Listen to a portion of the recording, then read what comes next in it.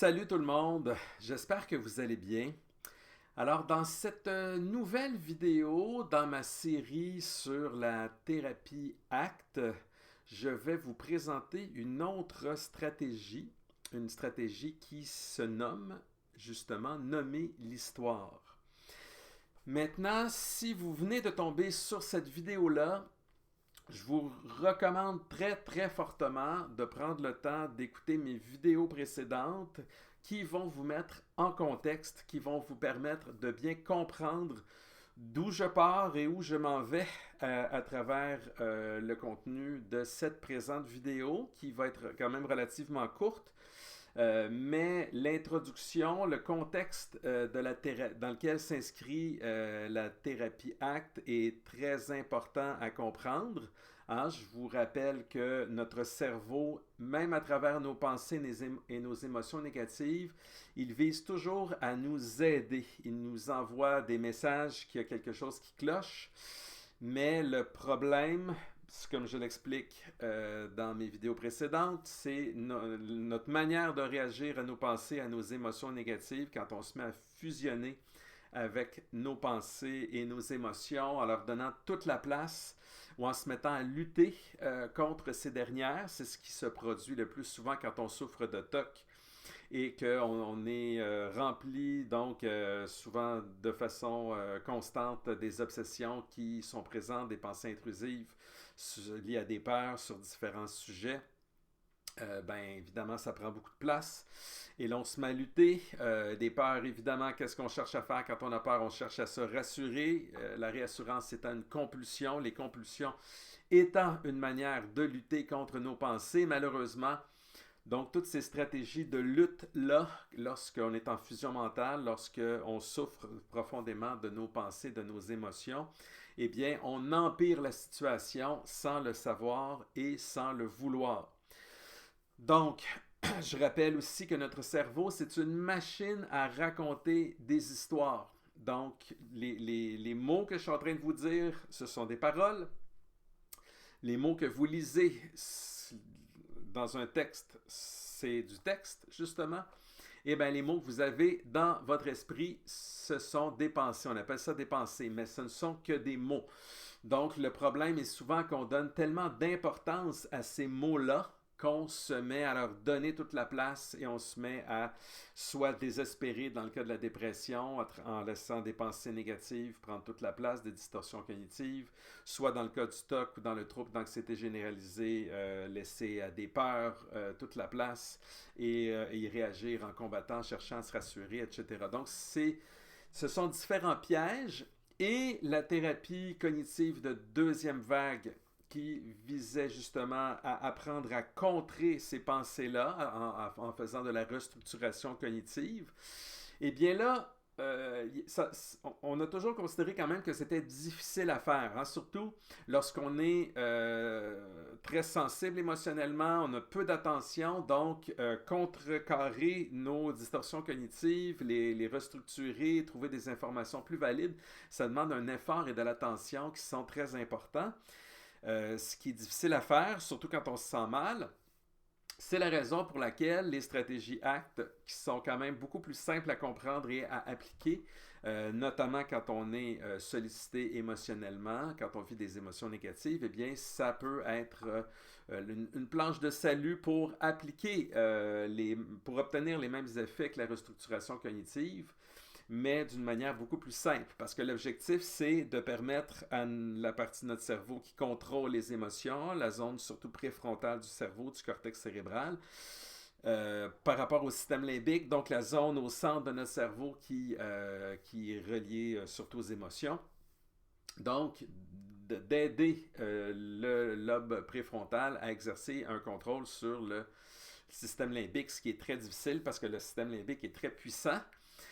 Et donc, l'idée est de prendre conscience que les mots, que nos pensées ne sont que des mots et que l'importance qu'on leur donne n'est peut-être pas fondée finalement.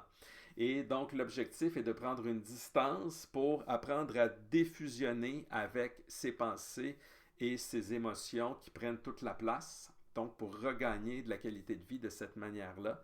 Donc en acceptant les états plutôt qu'en les combattant et en les empirant finalement en luttant de différentes manières. Donc dans la vidéo précédente de ma série, ben là on est rendu à la quatrième. Donc la précédente c'était la première stratégie remarquer ou observer et nommer. On va toujours dans la même foulée dans cette vidéo-là et les prochaines vidéos de stratégie que je vais vous présenter. Donc, dans la vidéo sur le fait d'observer et de nommer, donc on observe qu'on a une pensée et on la nomme. Alors, par exemple, j'ai la pensée que j'ai peur de mourir du cancer. Dans le cas d'une personne, par exemple, qui souffrirait d'un TOC où la peur d'être malade, en particulier d'un cancer, serait extrêmement présente, ben à ce moment-là, en prenant la distance, en disant « mon cerveau m'envoie la pensée que je pourrais mourir du cancer », ben ça permet d'aider le lobe frontal à prendre une distance avec, donc à contrôler le système limbique. Donc, c'est très simple, mais c'est puissant. Mais il faut évidemment se pratiquer. Ça ne fonctionne pas du premier coup. Il faut y aller avec, évidemment, la patience, comme en toute chose. Alors, de la même manière, dans la même foulée, la stratégie d'aujourd'hui, qui s'appelle « Nommer l'histoire ». Alors, elle consiste, lorsque vous avez des pensées négatives récurrentes, que ce soit dans le TOC, dans la dépression, dans le trouble anxieux généralisé, mais disons que le TOC et la dépression sont deux bons exemples où des pensées négatives assez semblables reviennent de manière constante. Alors, par exemple, ben pour rester avec mon exemple du TOC de la peur de mourir du cancer, eh bien, vous allez pouvoir nommer, donner un nom à l'histoire que votre cerveau est en train de vous raconter finalement. Donc, si j'ai peur justement de mourir du cancer, alors c'est la fameuse histoire de la mort par le cancer que me raconte mon cerveau. Donc, quand la pensée arrive, ben, vous nommez l'histoire. Donc, la stratégie consiste à prendre conscience. Donc, c'est un peu comme dans la même foulée que notifier et nommer votre pensée. Vous observez que vous avez ces pensées-là et rappelez-vous, l'objectif est de vous souvenir que des pensées ne sont que des pensées aussi. Alors, ça permet justement de prendre cette distance-là. Pas pour se rassurer, très important, si vous faites ça pour vous rassurer, dans le cas du TOC en particulier, vous allez être dans la lutte et vous allez être en train de combattre vos pensées pour essayer de les éliminer. C'est pas comme ça. Rappelez-vous, ben surtout, si vous avez écouté mes vidéos précédentes, l'objectif est de tolérer l'émotion négative, de tolérer la pensée sans les combattre. Et plus on apprend à les tolérer, et bien moins elles prennent de place et plus on apprend à défusionner. Donc le problème, ce ne sont pas tant les pensées ni les émotions négatives. Le problème, c'est le fait de leur donner toute la place. Alors lorsque vous nommez l'histoire, alors voici l'histoire de 3 petits points. Ça peut être n'importe quel thème. Alors une personne dépressive qui se dit mon avenir ne sera jamais positif, où je ne pourrai jamais me réaliser dans ma vie, où je ne pourrai jamais trouver une personne avec qui partager ma vie, qui va m'aimer, etc. Donc, quand vous avez des pensées déprimantes qui reviennent de façon constante, alors vous leur donnez le nom d'une histoire. Ah, c'est la fameuse histoire que je vais rester seul toute ma vie, que je ne rencontrerai jamais l'amour. Ou la fameuse histoire du « je ne vaux rien et je ne réaliserai jamais rien d'intéressant dans ma vie et je serai malheureux toute ma vie ». Donc, à chaque fois que vous prenez conscience que c'est une histoire que votre cerveau raconte et que votre cerveau, son seul objectif est de vous dire que quelque chose, qu'il identifie que quelque chose ne fonctionne pas. Mais c'est très général son message. Donc, les mots qu'il utilise, il ne faut pas les prendre au pied de la lettre, justement. Donc, ça peut vouloir dire, oui, si vous manquez d'estime de soi, ça peut vouloir dire, justement, de faire des choses pour vous réaliser et de ne pas écouter vos peurs pour, justement, apprendre et vous développer. Mais si vous prenez au pied de la lettre les mots que votre cerveau pousse, c'est-à-dire vous ne valez rien, vous ne réussirez rien, ben à ce moment-là, si vous leur donnez de l'importance, ben vous allez évidemment vous décourager et vous n'agirez pas sur la base de ces mots-là parce que vous allez y croire. Même chose dans le cas d'un TOC, peu importe le thème de vos obsessions, peu importe la thématique de vos peurs, ce ne sont que des mots que votre cerveau pousse parce qu'il voit un danger. Il voit un danger à tort.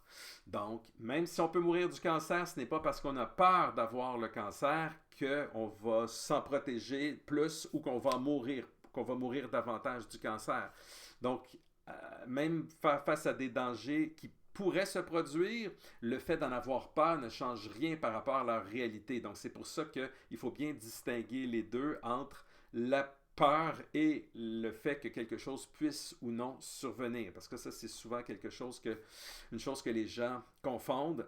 Ce n'est pas parce que quelque chose d'atroce peut arriver que le fait d'en avoir peur ni vous protège, ni augmente les chances que ça va se produire. Ça n'a aucun rapport. Donc, c'est vraiment la peur à ce moment-là le problème. C'est là-dessus qu'il faut se concentrer et en travaillant à défusionner.